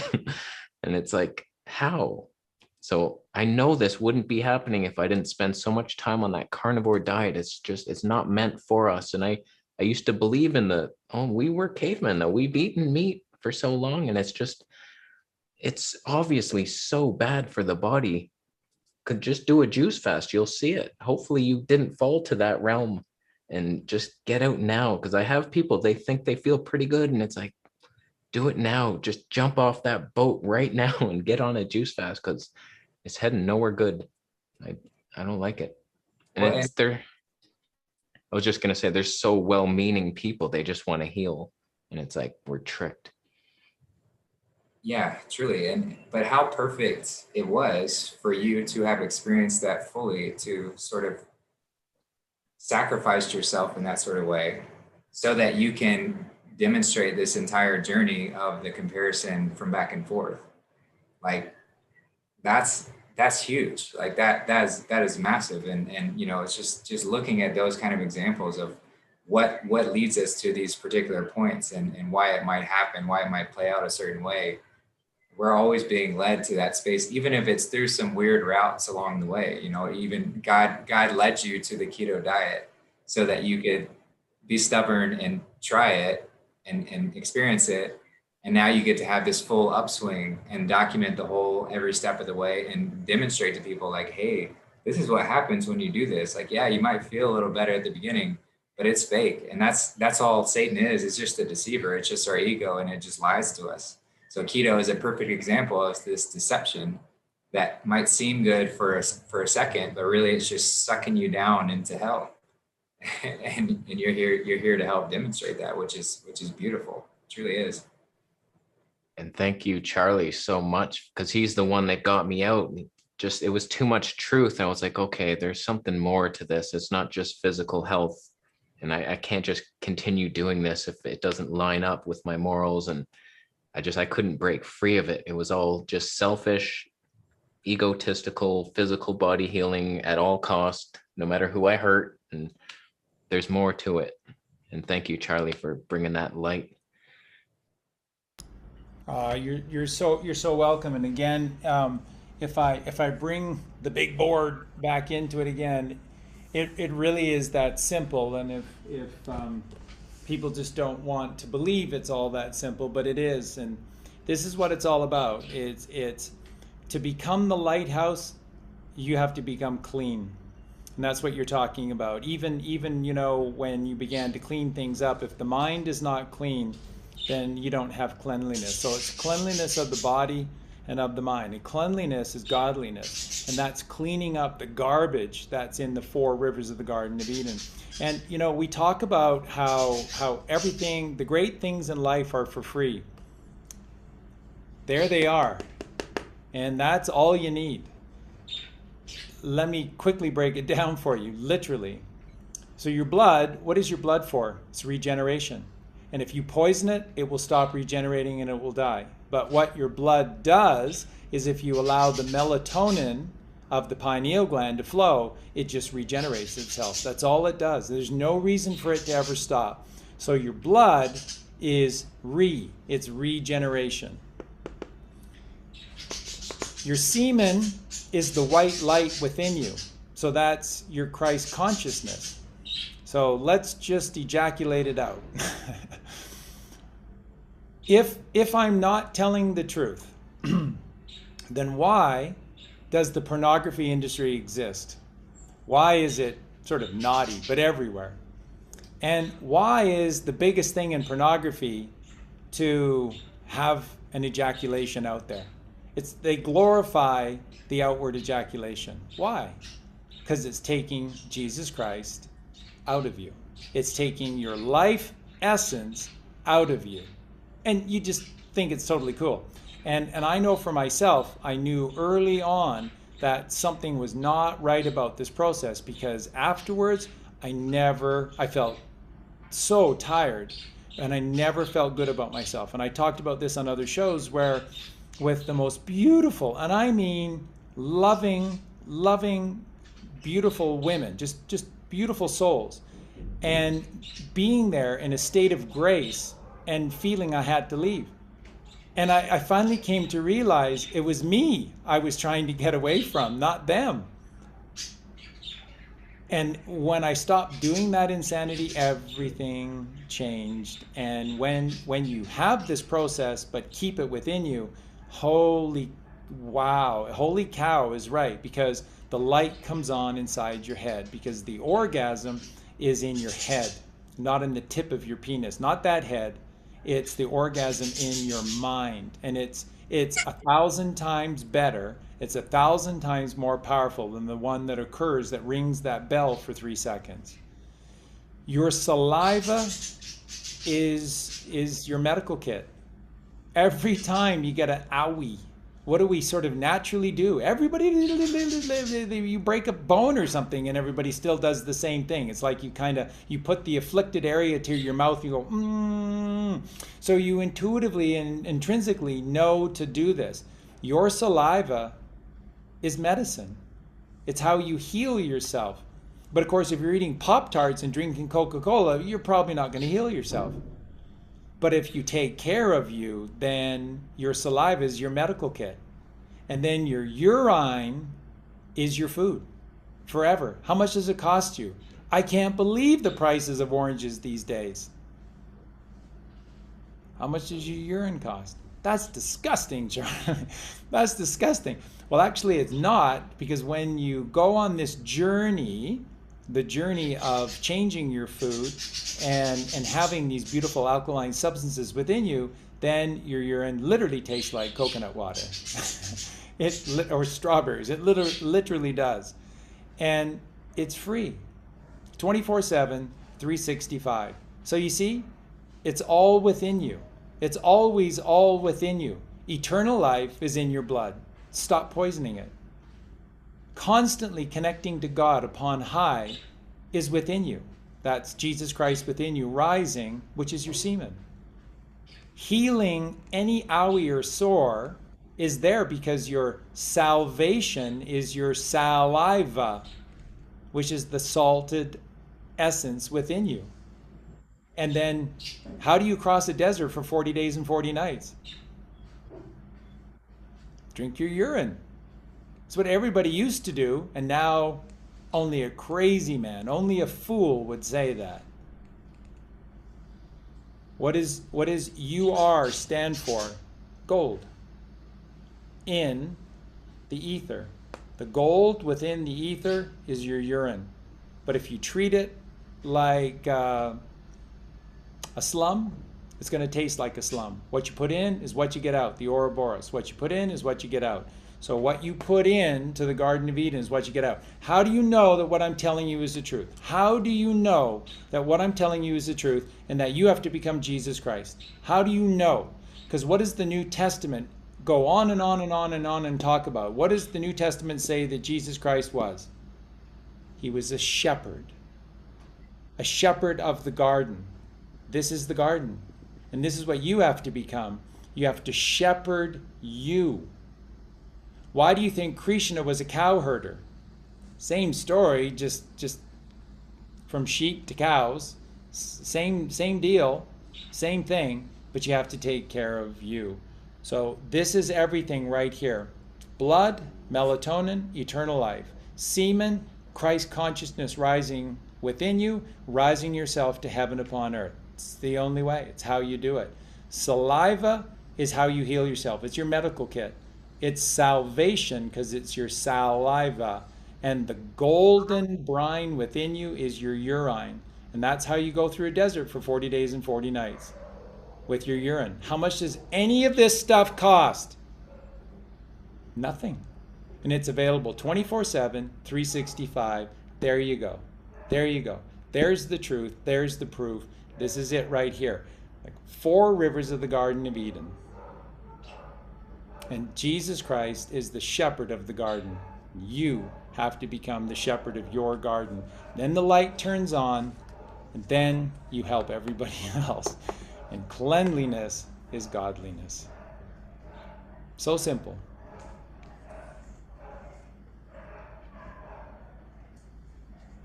Yeah, I've been experimenting. You think this hair would reach towards the dome without some urine in it? Come on now. I I was just curious the other day because I was like, okay, it's been like 70 days. My pee should taste good now. And I tried it and it was like coconut water. It was slightly sweet, a little nutty. I was like, are you kidding me? Are you kidding me right now? So I'm like, oh, let's just pour it all over ourselves. So I've been doing it. It's like, I think it thickens the hair. It's like thicker than it's ever been. I was like, what the heck is happening here? So yeah, it's magic. And I've also, like, I haven't released once. So semen, we're in there. It's like 72 days as well. And we're going for it. We're going for it. Yeah. It's all within you, and that's brilliant to hear you say that. And by the way, like I said, the pornography industry uses the golden shower as kind of a negative thing. But where golden shower comes from is precisely that, because you shower with your urine, because that's your brine. Your urine is your brine. So there's nothing better to heal your, so saliva and your urine will heal anything, right? It's like, well, I need Dr. Filibuster's salve. It's $27.99 on the internet. I better get that. It's like, no, just pee on yourself. Got a leaky bladder? Well, you're probably healthy anyways outside. Just put that urine to good use. Pee on yourself, and that's what it does. It's the golden brine. Urine is the golden brine. It's how you heal yourself. Saliva. It's all there, and it's all for free. And you want to stimulate your hair follicles again? I'm just telling you. You want your skin to look young again? I'm just telling you. And like I said, when you become a frugivore and have a frugivore diet, what's the first thing that gets produced in massive quantities inside of you? Melatonin. Read a book on melatonin. What do they say? Stops the hands of time. It reverses aging. It allows you to live forever. Melatonin is what produces new blood cells within you, and you just keep going and going and going like the ever-ready battery. Going and going and going. Ever ready. Are you ready, willing, and able? Then you're ever ready. If you're ready, willing, and able, then you're ever ready. See, they put the truth everywhere in plain sight. We're just not wise enough to see it. So it's a miracle. It's all a miracle. It's beautiful. And that's kind of just the simple message for 3 years that Colleen and I have been teaching, that you are not worthless pond scum. You are the highest of highs. You are a miracle, and God loves you more than anything. And he never leaves you, you leave him, just so you know.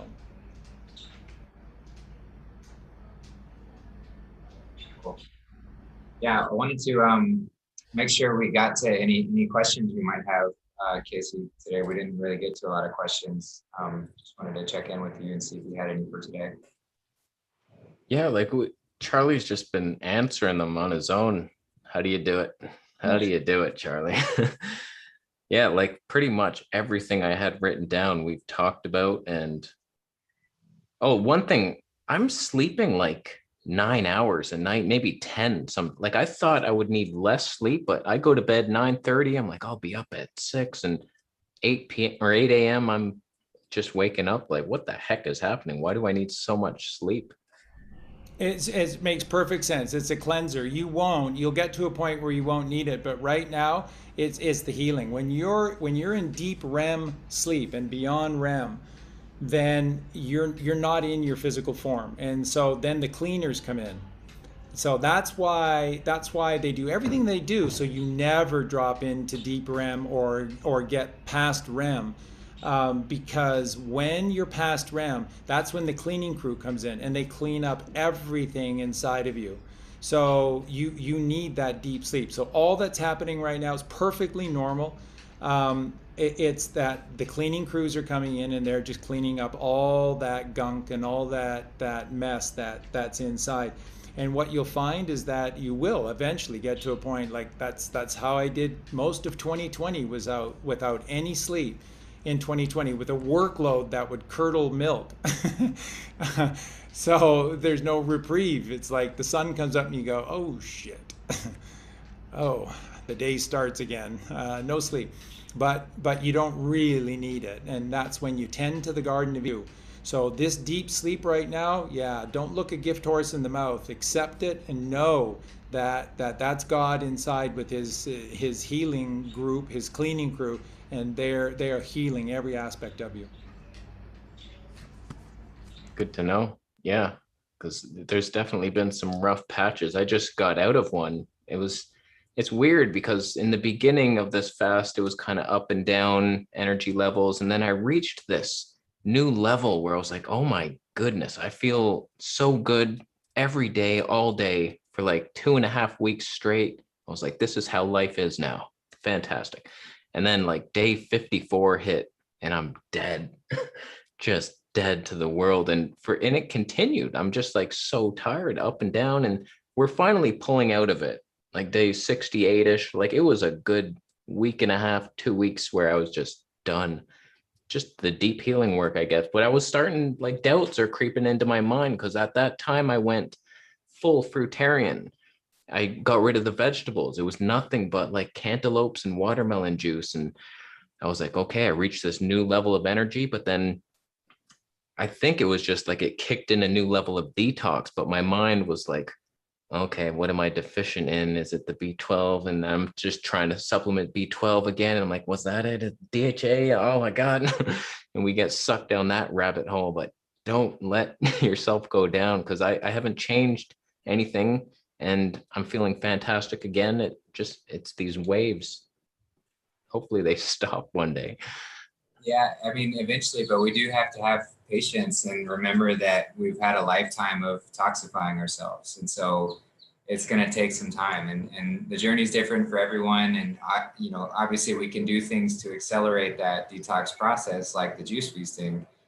But even after this is over, even after you resume back to solid food, there's still going to be moments where detox is going to come into play. I mean, there's so much that we've just accumulated over the years that it is going to take a moment. And that's that patience of, just observing the process and using even those examples and those experiences as lessons to kind of absorb and take on a spiritual level instead of just, again, always looking at the physical, but you can look at them as a spiritual sort of, okay, I've got to appreciate what I'm doing here. I've got to know that I fell really far into what I was doing. And so it's going to take a minute to get back out of that. And, you find testimonies of people who have adopted the frugivore way and the raw food way, and they'll talk about years later still having things express themselves in different ways. And then on top of that, we're still, a lot of us are still living, like you're still living in a city. So there's still toxins that are accumulating with you just through the air around you and things of that nature. So when we're more sensitive to toxins in general, we can definitely feel them just a lot more regularly. So it's just, it's important to remember. And all of those examples are just helping to drive us away from the carnal, physical, societal world that's insane and move back to the mother, which is where peace and quiet and stillness is found. So just little reminders of where to go, depending on where you want to get to. It's all a choice. Yeah, part of me feels like it's when you're ignoring the spiritual callings, the universe isn't gonna like reward you with energy to do all this stuff. It's like, I'm not willing to do the work. I'm just still wasting time. It's like, okay, you don't need much energy then, so I'm just gonna take it from you. That's what it feels like sometimes. Yeah, it's balanced. It's very balanced. Yeah, but yeah, I don't have much more written down. Just what I found was really helpful. I know Charlie speaks about it. He had a video on it earlier on, but breath work and make sure you do diaphragmatic breathing. I actually put the Post-it notes up in my house before I had the fire, and it really just got me in tune to pay attention to my breath. And anytime that you get challenged with, mental stuff or food or anything, just take a couple deep breaths and realize that it all goes away and can't have those thoughts when you breathe. And now having those exercises, it's becoming more of a natural thing where diaphragmatic breathing's pretty much all I do until, I pay attention that I'm not breathing, which is all right. But shallow breath, allows all those thoughts to come in, and then it's a slippery slope after that. So. Yeah, Wanda's chiming in. So she's a fantastic breath coach, and we've I won't be doing it on my channel this week, but we have been doing a new series on 72 breaths, where she's leading us in this breath work and just getting us into this habit of deep diaphragmatic breathing. So you're more than welcome to join us for that. But there's so much information you can find about breathing. Eric Dubé on his website has a lot of really great information on breath work. So that's just another layer to this. As Charlie mentioned, you start with the food and then you move to the breath. And Justin, not to self-promote, but the video that I did, it's on Rumble, and it's brainwaves determine your reality. That is the definitive. I've never encountered a show that tells the whole truth about breathing and about brainwaves and about the results of changing your brainwaves. So I think that video, before they took down our channel on YouTube, had about 150,000 views on it, and it's just a huge video, and it shows you so simply how to do everything, how it starts with the food, it goes to breathing, and then what the results are. So you can sort of remember your breath if you create an acronym for it. So it's BAT, D, and then it is ME, BAT, D, ME, the BAT, D, ME. And so that is beta, alpha, theta, delta, gamma, which I always just attribute to the mother, magnetism, and then epsilon. And those are the 6 brainwaves. 5 of them are miraculous, and they come on Mondays and Tuesdays and everything, but they're miraculous. And and there's only one that works against you, and that's beta. And everything organized society does is through beta waves. So all you have to do is get yourself out of beta waves, and it's all regulated by your breathing. So when you shallow breathe, you're a Satanist. Guaranteed. Don't mean to offend. Well, kinda. But that's if you're a shallow breather, you're with Satan, because you want to get to God, you got to go deep. You got to try hard. You got to try hard, and that's diaphragmatic breathing, and you're with God. You're raising, and by the way, the diaphragmatic breathing is raising the well of eternal life within you. So that's why you have a well within you, and you have to draw from the deep water within the well, and that's diaphragmatic breathing, and it just pulls that godliness within you up, and then you're just recycling God through you. So when you diaphragmatic breathe, you feel great, you feel high. Everybody, right? Just do it right now. If you just crazy heavy breathe for like about 15 seconds, now feel yourself. Wow, I feel light-headed. I feel kind of cool. This is really cool. And that's because you're high. You're high on God. You just drew up the well. That's how it works. So what do they teach you to do? Shallow breathing, and and you're a death eater. Everyone who shallow breathes eats animals. You're a death eater because you draw death air. You just recycle what all the zombies are spewing out versus drawing from the well of God within you. So it's everything, this diaphragmatic breathing.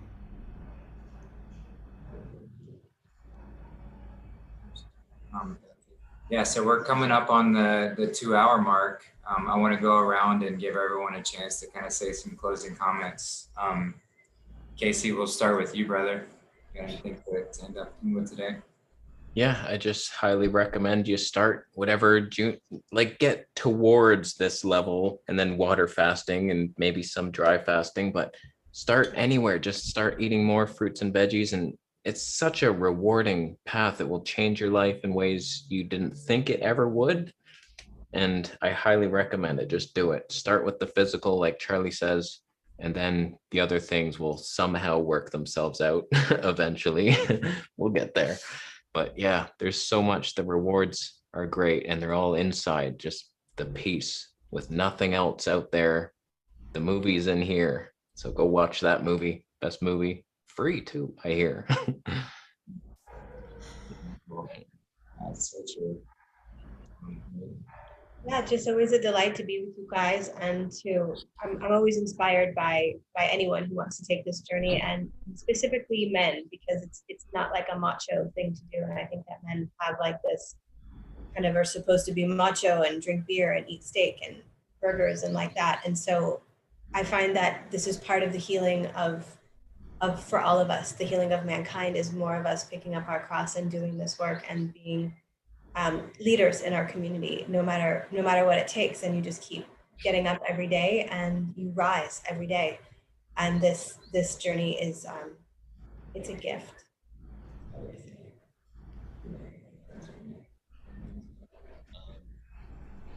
Trust the simplicity of this path. I mean, once we start going down it and how simple things are, it's difficult, embrace the difficulty, but the simplicity of it, where you pick something from Earthly Mother and put it in your mouth, and that's all we need. It's pretty simple. So just trust it and embrace it, because we know we're going to be healing. And thank you for everybody that's holding space here, Kasey, Charlie, Marie, Justin. It's immense what we're doing. It's, paving the way. We're showing everybody that this can be done, and we're living examples of it. So, and everybody in the chat, thank you for showing up and being here. And anybody that does embark on this journey, we're here for support, and we got so many different avenues of that for everybody, and ways to express that. So, love everybody. Thank you. Charlie, you got any closing comments for us? A good thing for everyone to remember is the word breakfast, which is break the fast. And the longer that you can hold the fast, the better you're going to feel. So in the morning, if you can wake up to something very gentle like breathing, or just always just drinking liquid. So again, the orange juice or watermelon would be incredible. Just something very, very light, because that extends the fast within you. And when you fast, your body is healing itself. It's that simple. Kasey was talking about day 54 to day 68. Again, very, very, very common, because now the deep work is getting done. And then what you tend to find is that when that really, really deep work is really happening, then that's part and parcel with sleeping for much longer hours, because then that is the sort of the balancing and the cleanup that's necessary at night. So God's got this. Like, he loves you so much, you can't possibly imagine how much that God loves you, and how genius this creation that is us is.